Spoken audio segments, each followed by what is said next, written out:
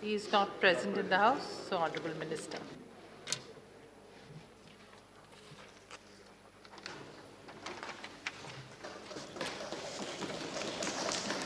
Thank you very much, ma'am. Thank you, and I thank all the honourable members who have very briefly but obviously raised very critical issues about this bill, which is seeking the acceptance of the House and to get passed. I'll try to address as much as all the questions that have been raised, but largely on many critical issues, I find members have referred back to the initial questions posed by Honourable Member Jairam Ramesh. So the 12 members who have spoken today and the issues that they have raised largely evolve or reel around the critical questions raised by Member Jairam Ramesh. But before I respond to the important questions raised by Jairam, I would like to just very quickly tell about the institution itself. Honourable Chairperson, sir, this is definitely a unique institution. Whilst India has always benefited, irrespective of party, politics, government, which is run by this party or that party, India has always benefited by the various institutional mechanisms which have been created every now and then to either with the statute or outside of it. They've all been created to benefit and to service the needs of the time which they've serviced and for which they have come out. So as the institutions were set up and as they contributed towards India's developmental requirements, and as time passed by, when their character and the references made to them also had to adapt and change accordingly. So some changes were coming in and some adaptations have happened. However, as one of our honourable members observed, many of them have outlived their time. So we have to obviously learn lessons from all of them, but yet not be so close-minded about, well, we've tried that earlier, today why should we go back?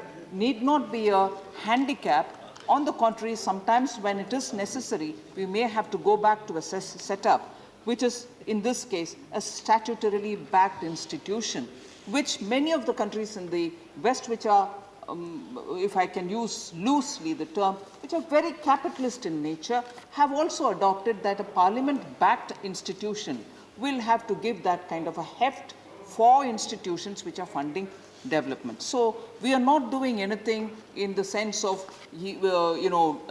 decrying institutions which existed earlier, but now going back to doing the same thing. It is clearly the need of the hour and need of the next 25 years in India's developmental story that we need an institution with that kind of an architecture which has both the strength of the government backing it, at the same time being able to face the competition in the market. This act itself, as you would have, all honourable members would have recognized, gives space for private institutions also to come up, for whom we are giving the tax benefits for just 5 years of the first 5 years, whereas this institution gets the tax benefit for the first 10 years. So therefore, we have learned from the earlier experiences, and therefore we've designed it in such a way that it has the blend of both. And I'll just go back to underlining the need, establishing the need as to why we need an institution of this nature now. 2019 budget had this budget announcement of 100 lakh crores which will be invested for infrastructure over the next 5 years. By that year end, we came up with a national infrastructure pipeline which had more than 6,000 then, now which has grown up to 7,000 such projects, all of which relate to infrastructure, and infrastructure just not roads and bridges, but the definition of what constitutes infrastructure is also something which I very quickly want to refer and inform the members. There is an April 2016 notification which is also very clearly identifying of the infrastructure subsectors. Many of the members said, what is it? Infrastructure means only the roads and bridges. The transport, energy, water, communication, and water sanitation, communication, and social commercial infrastructure are well defined. So this institution will fund all of those activities, and it is not going to be just confining itself to bridges and shipyards and ports. Social infrastructure includes educational institution, so the capital stock of the institution will be treated as infrastructure. Hospitals, again, capital stock will be treated as infrastructure. So these are also part of what is defined as infrastructure, which this developmental finance institution will fund. So this list itself is rather self-explanatory about how expansive this institution is going to be looking at in terms of the field for which it is being created. So then, from among the lessons learned is the fact that development finance is highly risky an area. It is long-term in terms of gestation, and you also need higher credit costs to be calculated, and therefore the failure possibilities also become a part of the calculation. And therefore this is an area in which, like the way we've seen in the last decade or so, regular scheduled commercial banks entering this domain always creates asset liability mismatches, because these banks borrow short term and lend long term. As a result, there's always going to be a asset liability mismatch, which is not going to be good for the financial sector. So the other point which is very clearly got to be recognized even at the beginning is, it is not as if we are dependent only on FDI. It is not as if we are dependent only on sovereign funds which come to invest in Indian infrastructure. I agree, Indian infrastructure will have to be funded even by Indian savings, Indian investments. But to create Indian investments, or to create an ecosystem for Indian investments to be able to invest in building infrastructure, the ecosystem will have to have some kind of a institutional arrangement, which is what I said in the budget, and rightly it was pointed out by Jairam Ramesh. And I will give a separate answer for that as to what is that institutional mechanism which Honourable Member raised as a question, saying what is that institutional mechanism which you think you're going to be bringing in, both for deepening the bond markets and also for funding infrastructure. For funding infrastructure, I'm speaking today about this statutory All India financial institution that we are creating, which will have both developmental and financial objectives. Developmental is that it shall be the provider, that it shall be the enabler, and that it shall be the catalyst for the ecosystem of infrastructure funding. It will also support every attempt to deepen and to bring in more liquid bond market of international standards. It will facilitate the development of derivative markets and also other innovative financial instruments. So on the financial side, very clearly it will be the institution which will lend for infra projects, and more importantly, it will establish a credible framework for both equity and debt investments. It will attract investments from both domestic and global institutional investors, as well as domestic retail investors. So we are not just depending on FDIs. So we need to recognize that we have made a provision for leveraging both the capital available within the country and also through the global institutions. Ownership, very quickly, all of you all have very clearly read that and spoken about it. We start with 100%.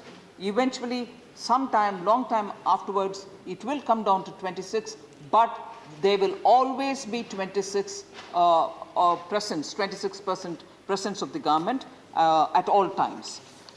Very quickly, also on the governance structure and management, it will be professionally run. The government will appoint only the chairman, but the institutional arrangement for the appointments of members or the MDs and the DMDs will be done and recommended by the Bank Board Bureau, the BBB, and it will be vetted and finalized by the Nomination and Remuneration Committee of the board. So the appointments will be done by the board and not by the government, so it will have to be professionally run. And all the safeguards have been provided, and on that point, a lot of members have raised this question saying, you have given them safeguards, you've given them far too much of safeguards, they are not going to be answerable to anybody. I will definitely answer that by going back for a minute to clause 26, if I remember correct. Clause 26 in chapter 6 of the Act itself, which is before us for consideration. And there you will see in paragraph 5, and I read that as a quotation from here, the institution, which is this institution that we are considering today, the institution shall furnish to the central government and the Reserve Bank within 4 months from the date on which its accounts are closed and balanced, a copy of its balance sheet and accounts, together with a copy of the auditor's report and a report of the working of the institution during the relevant year. Honorable Member Satish Mishra did raise why only 5 years. No, every year. But the report later by a third party is on once in 5 years. But here we are saying every year. So the working of the institution during the relevant year, and the central government shall, as soon as maybe after they have received by it, cause the same to be laid before each house of the parliament. We are getting that report, audited report, to be placed in each of the house of the parliament. Now, the institution shall furnish from time to time to the central government and to the Reserve Bank of India such returns as the central government or the Reserve Bank may require. Every time the government would want something from them, they will demand of it, and it will have to be submitted by them. The point that Honorable Member Satish Mishra raised was for a third-party assessment about their whole, functioning, which can be done once in 5 years, is what we have said. But otherwise, every year audited account comes to each house of the parliament. I want to absolutely state that upfront. It's part of the Act itself. We are not saying we are going to bring it in the rules. It's made as a part of the Act that this shall come to the parliament. Resource raising capacity, we've already spoken about it.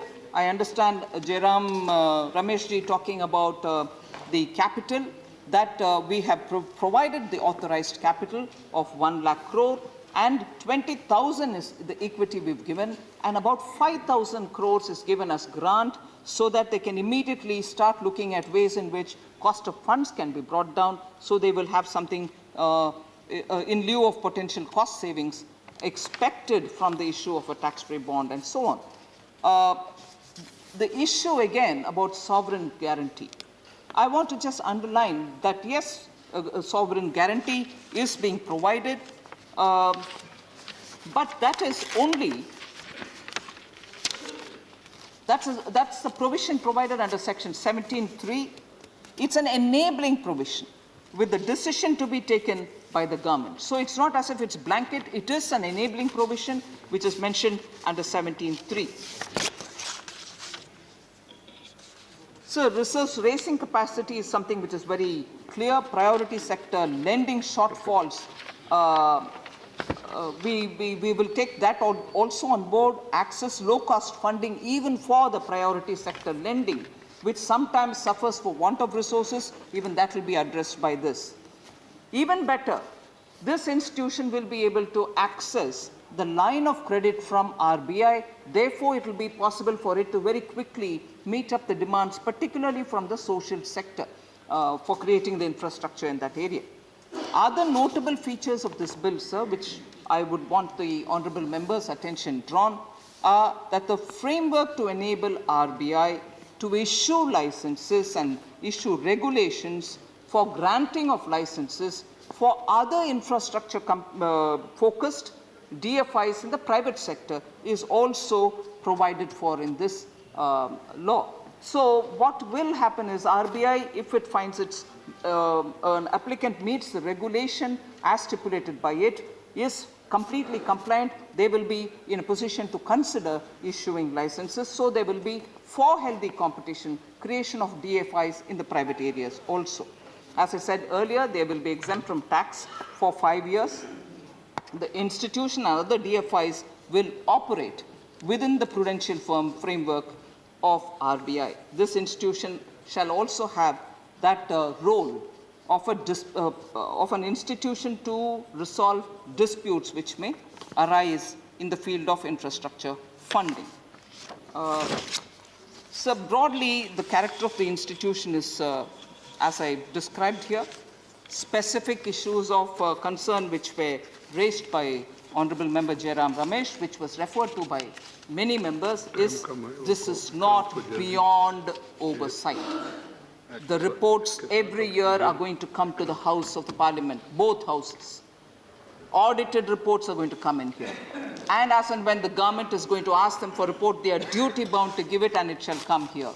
So Parliament's oversight annually is envisaged and built into the Act itself. So that question definitely gets answered. There was this question about, it's all right, you're looking at funds coming from elsewhere. What happens to incentivizing savings within the country? How are Indian savings going to be?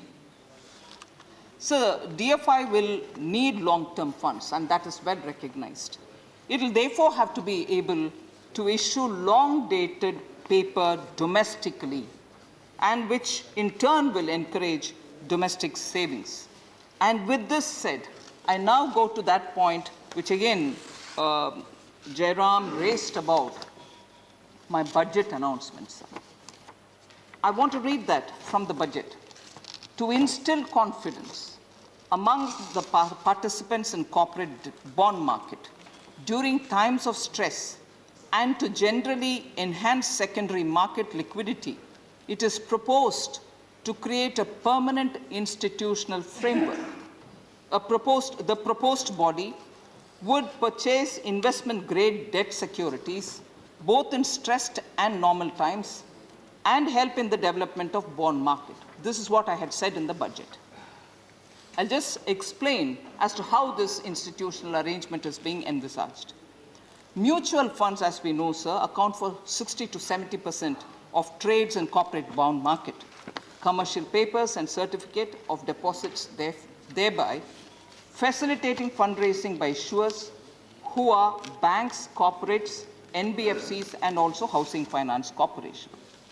A cardinal principle of mutual funds is liquidity. Their liquidity depends on liquidity of their invested instruments, particularly corporate bonds. However, liquidity, illiquidity, and market freeze is particularly dominant in corporate bond market, especially around stress times and distressing selling by mutual funds, leading to a contagion effect. We saw recently how, because of one of the mutual funds having a genuine problem, it had a very rattling effect in the market. So, sir, there is clearly an advantage, which all of us recognize, in moving to the bond market from a bank finance-led model to avoid asset liability mismatch, issues which arise out of it, transparent pricing, and also to take more market-oriented systems. And that is why, as the financial sector evolves from a bank-dominated system to a more market-oriented system, supporting financial markets become an important aspect and important step which the government has to be responsible about. Hence, a permanent arrangement mentioned in my budget, a permanent arrangement of an SPV facility is considered for providing liquidity so that they can act as the buyer of the last resort during stress times, and to some extent even acting as a market maker during times of peace. The SEBI, therefore, will be setting up a fund titled Corporate Debt Market Development Fund, CDMDF, which will be set up as an alternative investment fund to provide this liquidity facility to mutual funds and other participating institutional investors in the corporate bond market. This essentially means it will function as the buyer of the last resort for stressed corporate bonds which are of investment grade during stressed times. So the key mandate of this particular facility, which the SEBI is creating as a fund, development fund, trading will be one of it, trading in corporate debt with a focus on below AAA rated papers. But however, those papers will have to be of investment grade during non-stress periods. And the second and the final is to have capability to buy and hold single or a basket of corporate debt securities from secondary market during times of systemic stress. We saw that happening during late 2019, and also when liquidity was an issue, when NBFCs were sitting with a lot of papers which were not even investment grade. There was a lot of effort put by the government together with the Reserve Bank to sort that out between the NBFCs and the banks. That experience has been teaching us a few things, which I'm glad the SEBI is addressing in this form, so that they will have a given formulation to address such stress during stressful time and during peaceful times, how to handle it. So the SEBI is working out the operational details of this facility in consultation with the Department of Economic Affairs. The special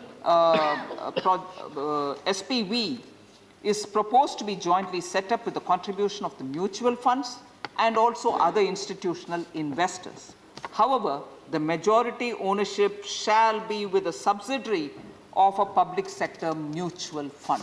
So that's the arrangement, in short, which was indicated in the budget speech. Sir, I think also one other issue which I would like to draw the members and their I would like to draw the attention of the members and for them to take cognizance of. And this is a very interesting aspect which SEBI had mentioned to me even during the COVID period.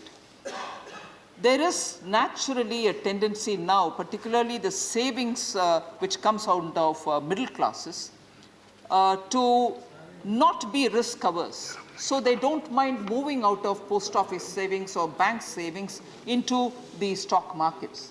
They are looking at very credible, well-listed, transparent, board-driven decision-making companies and directly investing in them. So Indian savings is not purely now dependent on risk-free public sector savings. It's also moving into the stock market.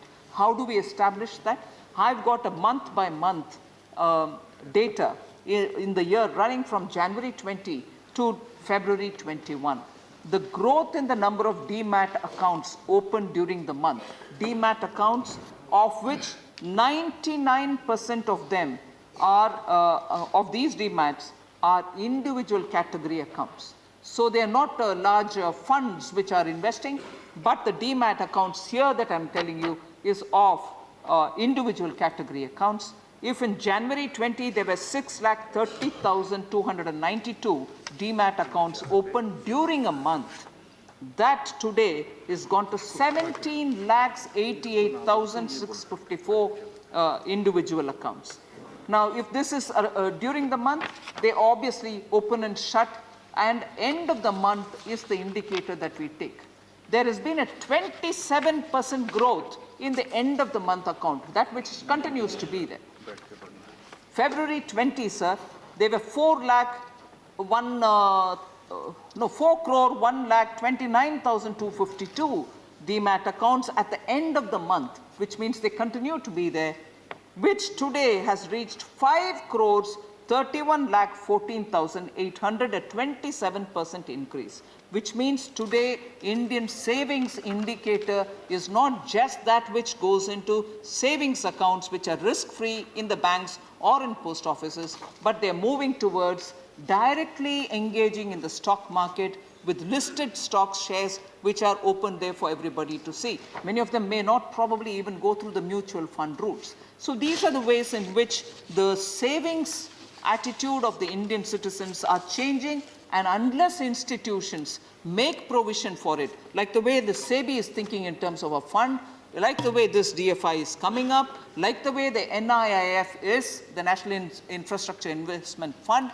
all of which have a chance, and like the way, I take this opportunity, LIC funds infrastructure, no doubt, rightly pointed out by many members. But LIC should also now be accessible for that retail investor who wants to invest in them. So this IPO is not for government to get out of it, whereas to make more Indians participate in it, to put the money.